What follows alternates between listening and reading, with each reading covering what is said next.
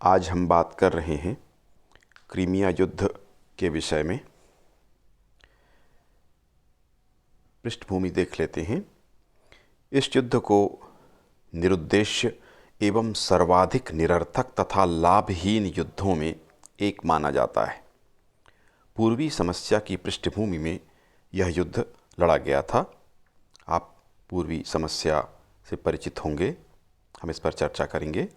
1854 ईस्वी से 1856 ईस्वी के मध्य काला सागर के उत्तर में स्थित क्रीमिया नामक प्रायद्वीप में यह भीषण युद्ध लड़ा गया। इस युद्ध में एक ओर रूस तथा दूसरी ओर विपक्ष में इंग्लैंड, तुर्की, फ्रांस तथा सार्डिनिया ने हिस्सा लिया। इस युद्ध के द्वारा वियना कांग्रेस द्वारा स्थापित व्यवस्था नष्ट हो गई।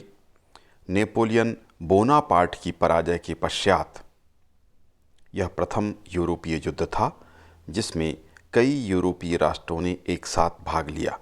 वाटरलू के युद्ध के पश्चात 40 वर्षों के बाद यह युद्ध लड़ा गया था। इस युद्ध के परिणाम इतने निराशाजनक हुए कि इसके बाद आगामी 60 वर्षों तक कोई बड़ा युद्ध जिसमें इतने सारे राष्ट्रों ने भाग लिया हो, यूरोपीय युद्ध नहीं लड़ा गया। छुटपुट युद्ध तो हुए थे। इस युद्ध के परिणाम दूरगामी हुए तथा यूरोप या यूरोपीय राजनीति पूर्णतः परिवर्तित हो गई। तुर्की में इस्लामिक शासकों के द्वारा बृहत् साम्राज्य की स्थापना की गई। 1453 में इनके द्वारा कुस्तुनतुनिया या कॉन्स्टेंटिनोपल इसको कहा जाता है, या इसका तीसरा नाम इस्तांबुल भी है। 1453 में यहाँ पर ईसाइयों के राज्य पर मुस्लिमों का कब्जा हुआ। सुल्तान उस समय शक्तिशाली थे, किंतु जब इनकी शक्ति क्षीण हो गई तब एशिया, यूरोप तथा अफ्रीका 3 क्षेत्रों में या 3 महाद्वीपों में इनका साम्राज्य, तुर्की का साम्राज्य विस्तृत था। यूरोपीय शक्तियों का ध्यान इस ओर आकृष्ट हुआ।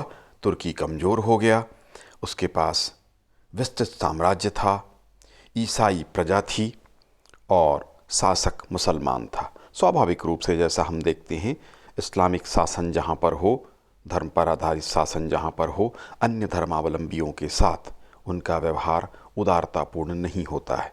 वही बात यहाँ पे भी हमको देखने को मिलती है। रूस तुर्की के बड़े हिस्से पर कब्जा करना चाहता था क्योंकि तुर्की अब कमज़ोर हो चुका था। ब्रिटेन उसको रोकना चाहता था क्योंकि भारतीय साम्राज्य और एशिया के राज्य को रूस से खतरा हो सकता था। इसलिए तुर्की के क्षेत्र में रूस को आगे नहीं बढ़ना देना चाहता था। यूनान, सर्बिया, मिस्र, अल्बानिया, बल्गारिया, मैसिडोनिया, मोल्देविया, वॉलेसिया तथा तुर्की के विभिन्न क्षेत्रों में स्वाधीनता संबंधी आंदोलन चल रहे थे। तुर्की के साम्राज्य की ईसाई प्रजा तुर्की के शासकों के खिलाफ थी। जैसा मैंने चर्चा किया कि शासक इस्लामिक पंथ को मानने वाले थे, जबकि प्रजा ज़्यादातर ईसाई धर्म को मानने वाली थी। उन पर धार्मिक अत्याचार हो रहे थे, धार्मिक कट्टरता की नीति सुल्तानों के द्वारा अपनाई जा रही थी। तो इसका विरोध ईसाई प्रजा कर रही थी। वो धार्मिक आज़ादी चाहती थी और धीरे धीरे इसने राष्ट्रीयता का रूप भी लेना शुरू किया। फ्रांस, ऑस्ट्रिया तथा प्रसा की भी इस क्षेत्र में रुचि थी। उनका स्वार्थ भी तुर्की के साम्राज्य में निहित थे, क्योंकि तुर्की का यह साम्राज्य यूरोप के पूर्व में स्थित था। इस कारण यहाँ उत्पन्न होने वाली समस्या को पूर्वी समस्या कहा जाता है। एशिया के यह पश्चिम में स्थित था, किंतु यूरोप के पूर्व में यह क्षेत्र स्थित था। इस कारण से इसे पूर्वी प्रश्न अथवा पूर्वी समस्या के नाम से जाना जाता है। स्पष्ट है कि क्रीमिया का युद्ध इसी पूर्वी समस्या का एक हिस्सा था। ग्रीस में समस्या उत्पन्न हुई थी, सर्बिया में समस्या उत्पन्न हुई थी, मिस्र में समस्या उत्पन्न हुई थी, मोल्देविया, वॉलेसिया, बुल्गारिया, इन सभी क्षेत्रों में ये सभी पूर्वी समस्या के भाग थे। उसी तरह से क्रीमिया का युद्ध भी पूर्वी समस्या का एक भाग है। इस कारण हमने इसकी पृष्ठभूमि में पूर्वी समस्या के ऊपर चर्चा की कि आप पूर्वी समस्या को समझ लें और उसके पश्चात उसके एक भाग के रूप में क्रीमिया युद्ध पर हम दृष्टिपात करेंगे। तो आपको स्पष्ट हो गया होगा कि तुर्की का विस्तृत साम्राज्य 1453 में स्थापित हुआ था, इस क्षेत्र में उस काल में स्थापित हुआ, और उसके बाद सुल्तानों की शक्ति जब क्षीण हो गई तब यूरोपीय शक्तियां तुर्की के मामले में हस्तक्षेप करने लगी, क्योंकि तुर्की का सुल्तान कमज़ोर हो चुका था। और इस कारण से यहाँ जो समस्या उत्पन्न हुई थी वह पूर्वी समस्या थी, और उसी का एक भाग था क्रीमिया युद्ध। मार्ले के अनुसार पूर्वी समस्या बहुत जटिल, उलझी हुई तथा विभिन्न व्यक्तियों अथवा देशों के परस्पर विरोधी हितों से संबंधित थी। स्पष्ट होगा आपको। मिलर के अनुसार पूर्वी समस्या यूरोप से धीरे धीरे समाप्त होते तुर्की साम्राज्य के रिक्त स्थान की पूर्ति की समस्या थी। मिलर ने और स्पष्ट किया, यूरोप से धीरे धीरे समाप्त हो रहा था तुर्की साम्राज्य, और जो स्थान खाली हो रहा था उस पर कौन कब्जा करे, किसका अधिकार हो, इसी बात की लड़ाई यूरोपीय शक्तियों में चल रही थी। और रूस इसमें सबसे आगे था। ब्रिटेन उसको रोकना चाहता था, फ्रांस भी कुछ हिस्सा प्राप्त करना चाहता था, ऑस्ट्रिया की भी यही इच्छा थी, प्रसा भी बड़े गौर से इसको देख रहा था। इस तरह से मिलर स्पष्ट करते हैं कि रिक्त होते तुर्की के साम्राज्य पर उसके स्थान की पूर्ति कौन करे, कौन उस पर कब्जा करे, इसकी समस्या पूर्वी समस्या थी। ग्रांट एवं टेम्परले लिखते हैं, रूस के कार्य को ऑस्ट्रिया संदेह की दृष्टि से देखता था। जब रूस तुर्की के साथ युद्ध करने में लगा था तो ऑस्ट्रिया ने शिकारी कुत्ते की तरह उछल उछल कर आक्रमण करने की धमकी दी। इंग्लैंड दूर से ही देख रहा था तथा निश्चय कर चुका था कि वह कुस्तुनतुनिया की रक्षा करेगा। यहाँ झगड़ा सदैव उस समय प्रारंभ होता था जब बाल्कन के छोटे राज्य तुर्की के विरुद्ध स्वतंत्र होने का प्रयत्न करते थे तथा यूरोप की शक्तियाँ अपने प्रभुत्व को बढ़ाने के विचार से इस मामले में हस्तक्षेप करती थी। ग्रांट एवं टेम्परले ने भी अपने ढंग से इसको परिभाषित किया, और वास्तव में इस तरह की ही स्थितियाँ थीं। कोई भी समस्या जब तुर्की में होती थी तो यूरोपीय शक्तियाँ हस्तक्षेप करती थी, क्योंकि तुर्की कमज़ोर था। आइए अब देख लेते हैं क्रीमिया युद्ध के क्या कारण थे। क्रमशः एक एक देश का दृष्टिकोण हम देखते चलेंगे। फ्रांस का दृष्टिकोण, फ्रांस की दृष्टि से कौन कौन से कारण थे, क्या परिस्थितियां थीं, फ्रांस की सोच क्या थी पूर्वी समस्या या तुर्की के विषय में। यहाँ पर हम विशिष्ट संदर्भ में क्रीमिया के संदर्भ में भी बात कर रहे हैं। नेपोलियन तृतीय अपने पूर्वज नेपोलियन बोनापार्ट की भांति वैदेशिक युद्धों से ख्याति प्राप्त करना चाहता था। इस हेतु निकट पूर्व को उपयुक्त अवसर के रूप में देखता था और यहाँ पर हस्तक्षेप कर अपनी बहादुरी का प्रदर्शन करना चाहता था। नेपोलियन तृतीय तथा रूस के जार में शत्रुता थी, क्योंकि जार नेपोलियन तृतीय को फ्रांस का वास्तविक उत्तराधिकारी नहीं मानता था, और जब उसको पत्र लिखा करता था नेपोलियन तृतीय को, तो माय डियर ब्रदर के स्थान पर माय डियर फ्रेंड लिखा करता था। ईसाई शासकों में ऐसी परंपरा थी कि एक दूसरे को प्रिय भाई या माय डियर ब्रदर वो लिखा करते थे, लेकिन इसको नेपोलियन तृतीय को जार, रूस का जो जार था, वो माय फ्रेंड लिखा करता था। इस बात से उसको बड़ी नाराज़गी थी और दोनों में व्यक्तिगत शत्रुता थी। ये भी एक कारण बना युद्ध का, क्रीमिया युद्ध का। इंग्लैंड एवं रूस के स्वार्थों के परस्पर टकराव से नेपोलियन तृतीय परिचित था। वो जानता था कि इंग्लैंड और रूस एक दूसरे के खिलाफ हैं पूर्वी क्षेत्र में या तुर्की के क्षेत्र में, और इसलिए उसने फ़ायदा उठाया इंग्लैंड का और अपने पक्ष में मिलाकर रूस के खिलाफ युद्ध उसने छेड़ दिया। तो इससे वह परिचित था। कैथोलिक जो थे फ्रांस में, उनके समर्थन से नेपोलियन तृतीय फ्रांस का शासक बना था या वहाँ की सत्ता उसने प्राप्त की थी। इसलिए उसने फिलिस्तीन एवं जेरूसलम के पवित्र स्थानों पर फ्रांस के संरक्षण का दावा किया। यह स्थान 1774 ईस्वी की कुचुक केनार्जी की संधि के समय से रूस के संरक्षण में चला गया था, किंतु पूर्व में फ्रांस के संरक्षण में ये क्षेत्र रहे थे। अब उसने जाकर मांग शुरू कर दी थी कि हमको संरक्षक बनाया जाए। कैथोलिक जो वहाँ पर चर्च थे उनका समर्थन दिखाकर वह अपने देश में समर्थन प्राप्त करना चाहता था। यह जताना चाहता था, बताना चाहता था फ्रांस की जनता को कि वह कैथोलिकों का कितना हितैषी है या उनका कितना पक्ष लेता है। 1840 में लंदन में जो प्रथम संधि हुई थी, जिसमें फ्रांस को अपमानित होना पड़ा था, वह उसका प्रतिशोध लेना चाहता था नेपोलियन तृतीय। नेपोलियन तृतीय रूस को पराजित करके नेपोलियन बोनापार्ट का जो अभियान था जार के खिलाफ उसने किया था, जिसमें उसको वापस लौटना पड़ा था। उसकी अधिकांश विश्व विजयी सेना समाप्त हो गई थी और उसी के बाद उसका पतन शुरू हुआ था। उसका बदला लेना चाहता था रूस से, इसलिए वह रूस के खिलाफ जा रहा था। वह फ्रांस की जनता के समक्ष अपनी वीरता के प्रदर्शन हेतु बड़ा उत्सुक था। इस हेतु वह अवसर की तलाश में था जो उसे पूर्वी समस्या से प्राप्त हो गया। इस तरह से फ्रांस के शासक नेपोलियन तृतीय के मन में रूस के प्रति बड़ी घृणा थी। उससे वह बदला लेना चाहता था, अपनी ख्याति चाहता था और इसलिए वह अपनी शक्ति का प्रदर्शन इस क्षेत्र में करने को इच्छुक था। तो ये फ्रांस की ओर से कारण था। रूस का दृष्टिकोण देखते हैं। रूस तुर्क साम्राज्य की दुर्बलता का लाभ उठाकर तुर्की के एक बड़े हिस्से में कब्जा करने का इच्छुक था। रूस इंग्लैंड के साथ मिलकर तुर्की का विभाजन करना चाहता था।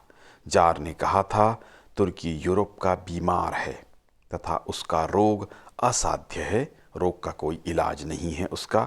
उसने रानी विक्टोरिया के समक्ष तुर्की के विभाजन का भी प्रस्ताव रखा था।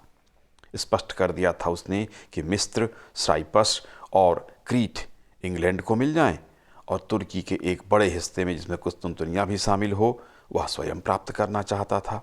किंतु इंग्लैंड की सोच तुर्की के प्रति पृथक थी और इंग्लैंड चाहता था कि तुर्की अखंड बना रहे, उसकी रक्षा होती रहे, ताकि भारतीय साम्राज्य जो इंग्लैंड का था और एशिया में जो उसका व्यापार था, उसका थल मार्ग कुस्तुनतुनिया से होकर जाता था।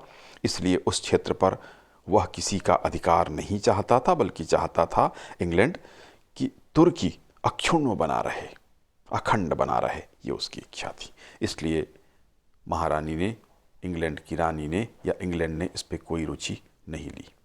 रूस अपनी उपनिवेश का विस्तार करना चाहता था। इस हेतु बास्फोरस तथा डार्डेनलीज पर अधिकार करना चाहता था। अंकिएर एस्केलिस्की की संधि के द्वारा रूस का प्रभाव यहाँ स्थापित हो गया था, परंतु 1841 ईस्वी के द्वितीय लंदन सम्मेलन में उसे यह सुविधा गंवानी पड़ी थी। जार पुनः इस अधिकार को प्राप्त करना चाहता था। रूस का जार अपने को ग्रीक चर्च का संरक्षक मानता था और फिलीपींस और जेरूसलम के पवित्र स्थलों पर अपने संरक्षण का दावा करता था। इस प्रश्न को लेकर उसका विवाद फ्रांस के साथ शुरू हुआ था, जब नेपोलियन तृतीय ने भी उन क्षेत्रों पर दावा करना शुरू कर दिया था, संरक्षक होने का दावा उसने किया था। तो ये रूस की ओर से परिस्थितियां या कारण थे जिस कारण से यह युद्ध लड़ा गया। अब हम देख लेते हैं इंग्लैंड की दृष्टि क्या थी, क्या दृष्टिकोण था। इंग्लैंड तुर्की की रक्षा करना चाहता था। वह प्रत्येक परिस्थिति में अखंड तुर्की का समर्थक था। इसलिए इंग्लैंड ने रूस के तुर्की के विभाजन के प्रस्ताव को भी स्वीकृत नहीं किया, जो जार ने महारानी विक्टोरिया के समक्ष रखा था। इंग्लैंड तुर्की में रूस के बढ़ते प्रभाव से चिंतित था तथा रूस को तुर्की के क्षेत्रों में प्रतिबंधित करने का इच्छुक था। रसेल ने कहा था, यदि हम रूसियों को डेन्यूब में नहीं रोकेंगे तो हमें उन्हें सिंधु के तट पर रोकना होगा। आपको स्पष्ट हो गया होगा, डेन्यूब रूस के तट पर था, वहाँ पर रोकना चाहिए, ये रसेल का कहना था। और यदि हम नहीं रोकेंगे तो सिंधु के तट पर रोकना पड़ेगा, यानी भारत तक रूस पहुँच जाएगा, ये इनको डर था, तो वहाँ जाकर रोकना पड़ेगा। अब अगर नहीं रोक पाए तो भारतीय साम्राज्य पर उसका अधिकार हो जाएगा, ये अंग्रेजों का भय था। इंग्लैंड को मिस्र तथा भारत में अपने हितों को रूस के हस्तक्षेप से खतरा महसूस हो रहा था। इंग्लैंड का स्पष्ट मत था कि तुर्की की समस्या अंतर्राष्ट्रीय समस्या है, अतः इसका हल भी सभी प्रमुख यूरोपीय देशों को मिलकर करना चाहिए, यह उसका मत था। तुर्की की राजधानी कुस्तुनतुनिया स्थित इंग्लैंड का राजदूत रेडक्लिफ व्यक्तिगत कारणों से रूस के जार का विरोधी था, क्योंकि जार ने रेडक्लिफ को उस समय उसका विरोध किया था जब वह रूस का राजदूत नियुक्त किया जाने वाला था। उसका व्यक्तिगत विरोध जार ने किया था, इस कारण से वह उससे रुष्ट रहता था और तुर्की को भड़काने में उसकी बड़ी भूमिका थी और क्रीमिया के युद्ध के होने में भी रेडक्लिफ की भूमिका बड़ी महत्वपूर्ण थी, जो इंग्लैंड की ओर से तुर्की में कुस्तुनतुनिया में राजदूत था। अब हम देखेंगे तुर्की का दृष्टिकोण क्या था। तुर्की की स्थिति दयनीय थी। उसे यूरोप का बीमार आदमी कहा जाता था और वास्तव में बीमार था भी। दयनीय स्थिति उसकी आ गई थी। तुर्की के ईसाई क्षेत्र तथा ईसाई जनता सुल्तान के शासन से असंतुष्ट थी। तुर्की के शासक का दृष्टिकोण अपनी ईसाई प्रजा के प्रति कठोर था एवं अमानवीय था, जैसा सामान्य तौर पर मुस्लिम शासकों का हमको इतिहास में देखने को मिलता है।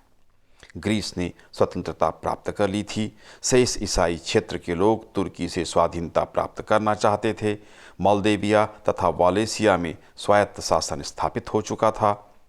सर्बिया की जनता पूर्ण स्वाधीनता की पक्षधर थी, वह स्वायत्तता से संतुष्ट नहीं थी।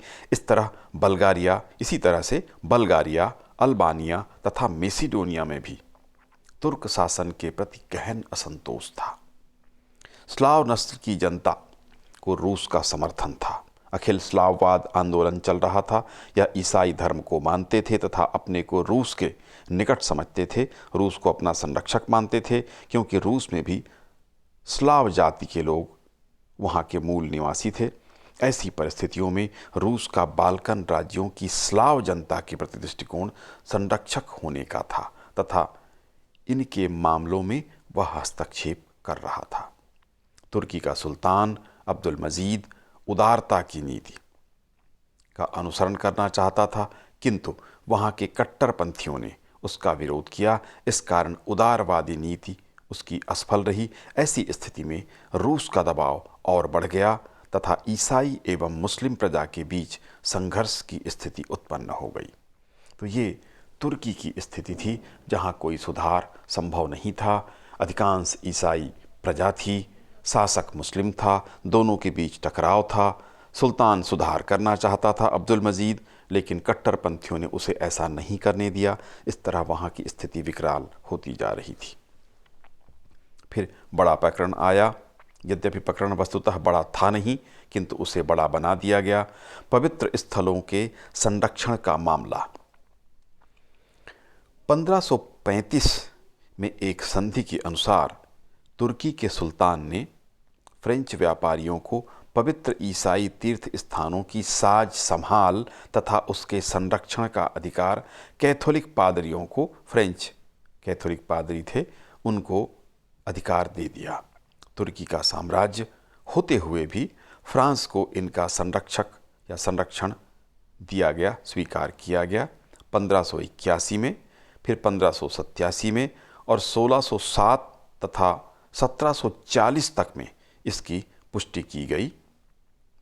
रोमन कैथोलिक लैटिन साधुओं के अतिरिक्त ऑर्थोडॉक्स ग्रीक चर्च के साधु भी तुर्की में निवास करते थे। पोप से इनका कोई संबंध नहीं था। इस चर्च का अध्यक्ष पैट्रियार्क था। वह रूस के जार के संरक्षण में रह रहे थे। इसका केंद्र कुस्तुनतुनिया था। 1453 में जब मुसलमानों ने इस नगर पर अधिकार कर लिया तो चर्च का केंद्र रूस खिसक गया, रूस चला गया तथा जार को इस चर्च का संरक्षक माना गया। फ्रांसीसी क्रांति के आसपास या उसके पूर्व फ्रेंच लोगों ने इस ओर ध्यान देना छोड़ दिया। लंबे समय तक ध्यान नहीं दिया गया। इन परिस्थिति में इन चर्चों पर रूस को संरक्षक मान लिया गया। 1774 में कुचुक केनार्जी की संधि के द्वारा इन पवित्र धार्मिक स्थलों पर ग्रीक चर्च के साधुओं का अधिकार हो गया। रूस इसका संरक्षक बन गया।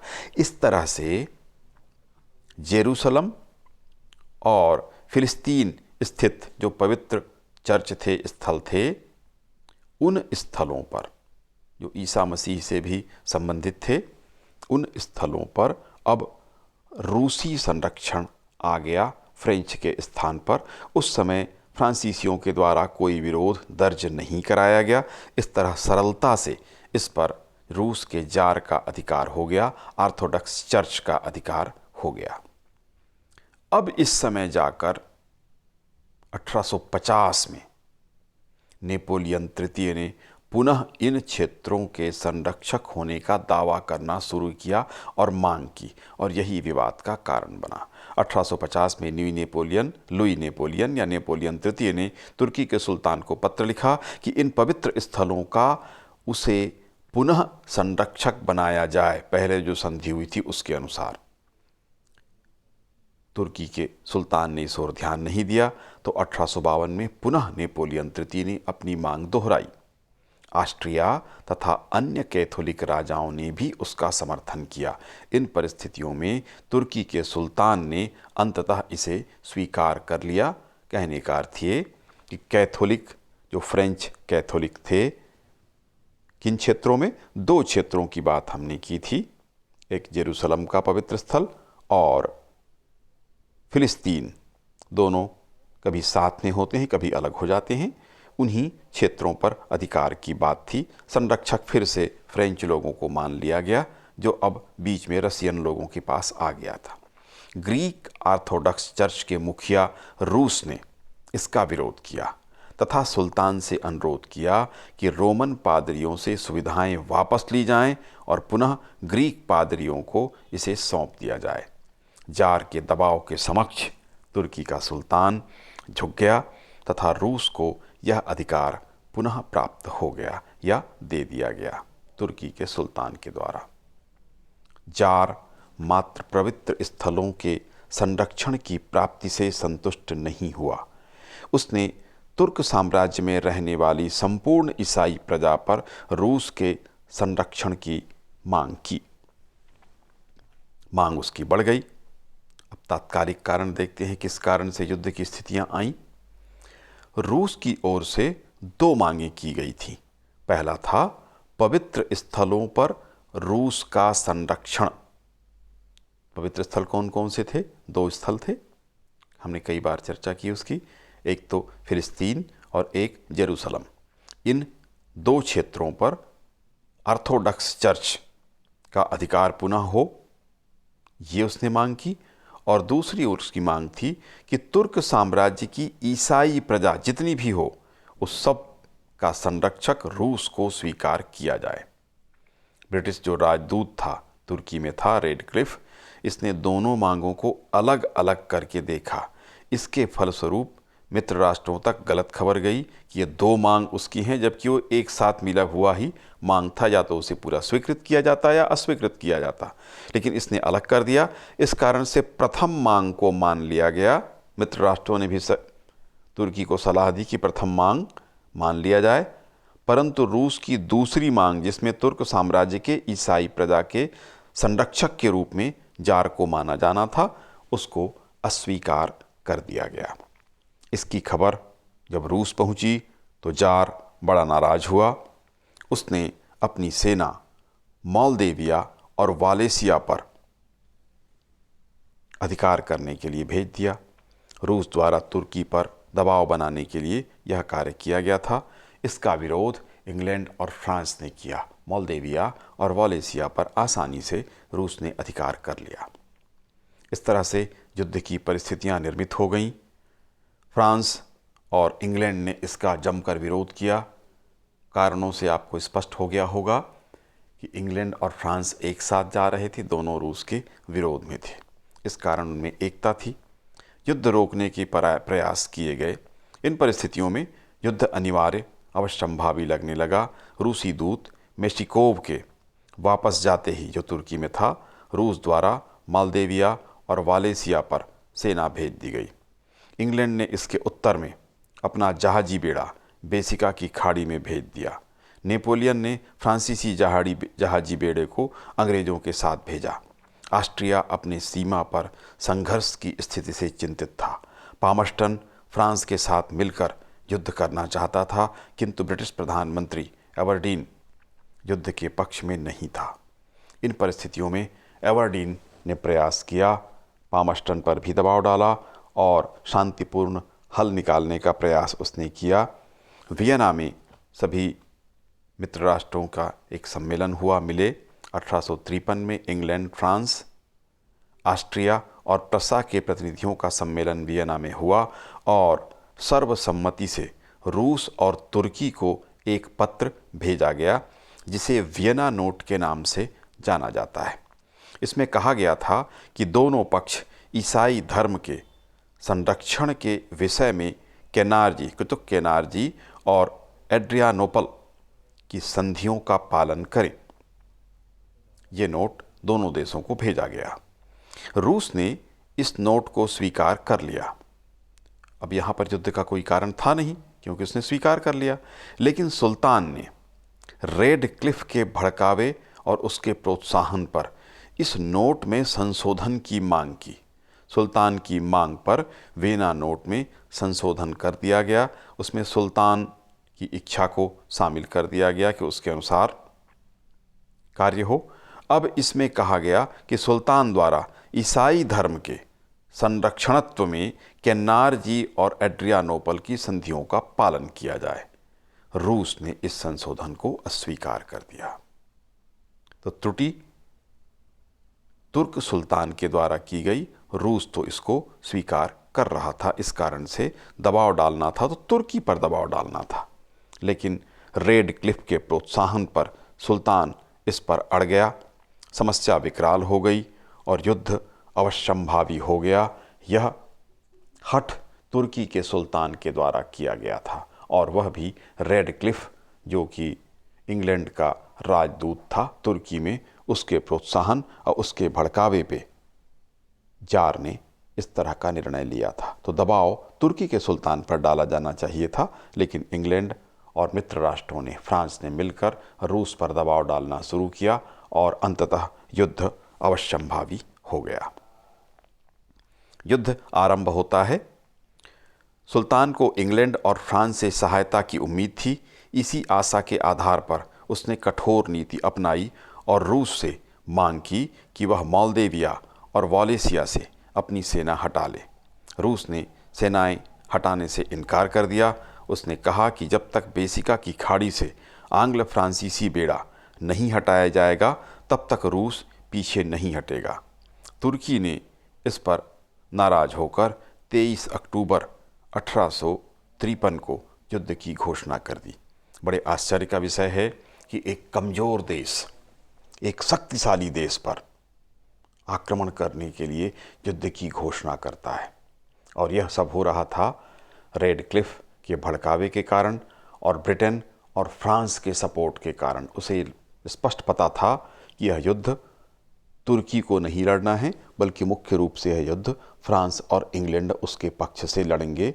इस बात को तुर्की का सुल्तान जानता था और रेडक्लिफ के द्वारा उसे यह सलाह दी जा रही थी, और अंततः इसी के कारण युद्ध की शुरुआत होती है।